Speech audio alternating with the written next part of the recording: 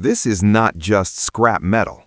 This is a fallen giant of the Cold War, a machine built to carry nuclear fire across continents, left forgotten beneath dirt, rust, and silence.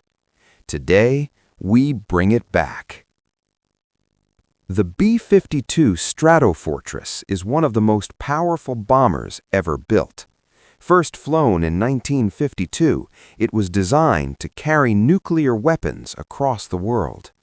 Over 700 were built, but many crashed, were abandoned, or buried after accidents.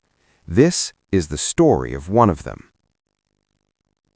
Deep inside a forgotten airfield, a broken giant lies under layers of soil and rust.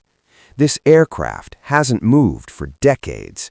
Its engines collapsed, its wings torn, its skin burned, yet its heart is still here. Heavy cranes arrive, special recovery teams prepare. Slowly, the earth releases its grip.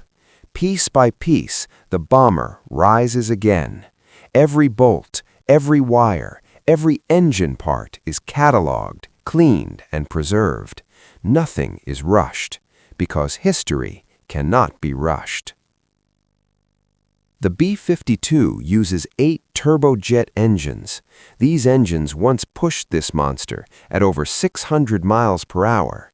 Rust is removed, cracked metal is replaced, old wiring is restored.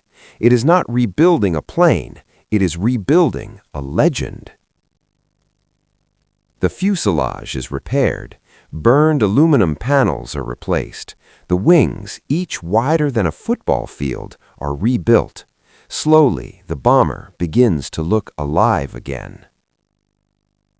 The B-52 has served for over 70 years. It has seen Vietnam, the Cold War, Desert Storm, modern conflicts.